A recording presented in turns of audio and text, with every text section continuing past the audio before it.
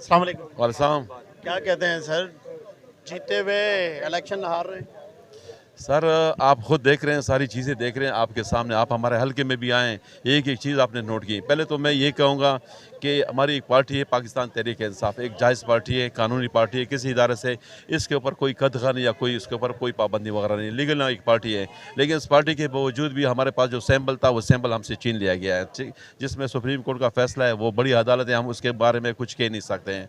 हमारे सारे जजेस हमारे लिए मोहतरम हैं। अब इलेक्शन हुए, कल आपने इलेक्शन देखे।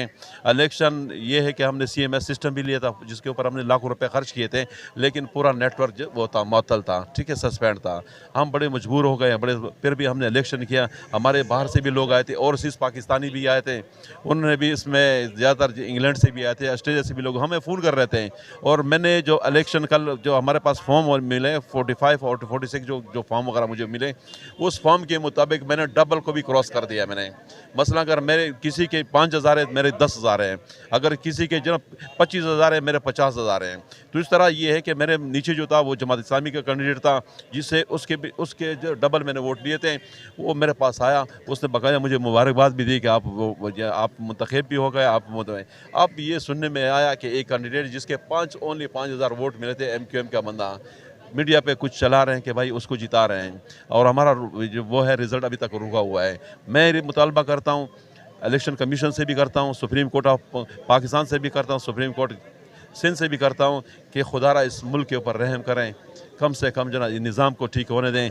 ये अगर नाइंसाफ़ी चली तो ये मुल्क कैसे चलेगा? देखिए, अगर यही सब कुछ करना था, डिसाइडेड करना था, उनको जिताना था, इतना यस बड़ा यस दंगल यस लगाने की ज़रूरत क्या मैं खुद भी ये कहता हूँ कि जो अगर इतना जो वो था, ठीक है, इतना पैसा खर्च हुआ, अरबों रुपए खर्च हो गए इस इलेक्शन के ऊपर। अगर इस तरह जो जिताना वगैरह था, जिस तरह MQM को जिताया जा रहा था, पहले जो ना उनको ये ना ये जिता देते हैं, इलेक्शन नहीं कर देते हैं, उसको बोलते हैं। 2 दिन हाँ पहले से खबर चल रही थी कि 13 सीटें मुत्तहदा की हैं कराची के अंदर। सर, मैं कहता हूँ कि यहाँ के कराची के लोग ने बिल्कुल जो ना MQM को तो खैराबाद कर दिया है, ठीक है। PTI के हक़ में उन्होंने वोट दिए हैं, ज़बरदस्त वोट हैं, लोग निकले और इतनी भारी अक्सरियत में लोग आए, इतनी भारी तादाद में लोग निकल आए कि मैंने आज तक बहुत इलेक्शन देखे, इतनी तादाद मैंने कभी नहीं देखी मैंने। अच्छा ज़हूर भाई, मुझे ये बताएं ना, आप क्या इलेक्शन कमीशन के पास भी आ गए हैं, अब अदालत भी चले जाएंगे, तो कहीं सुनाई नहीं हो रही, कैसे होगा ये सारा सिलसिला, कैसे बनेगा? सर, बात यह है कि हम हमेशा कहते हैं कि हम रूल ऑफ लॉ के मुताबिक चलते हैं, रूल ऑफ लॉ को हम जो ना फॉलो करते हैं।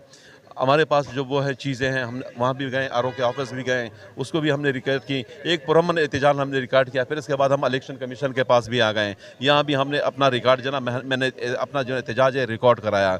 अब मसला ये है कि हमारे पास और कोई रास्ता नहीं है, अदालतों के रास्ते हैं, सुप्रीम कोर्ट है या हाई कोर्ट है, कोई दरवाज़ा वही हम दरख्वास्त देंगे। अगर फॉर एग्ज़ाम्पल वो भी हमारी जन हक में नहीं हुआ है, फिर तो अवाम, आप देख रहे हैं, अवाम वो होगी कि रोड पर निकलेंगे। फीमेल नून तो विक्ट्री साइन करने जा रही है और वज़ीर आज़म नवाज शरीफ साहब हैं। ये आपके साथ मैं कहता हूँ, जिस तरह आपने खुद कहा इलेक्शन की ज़रूरत ही नहीं थी, कि पहले से करवा देते इसको।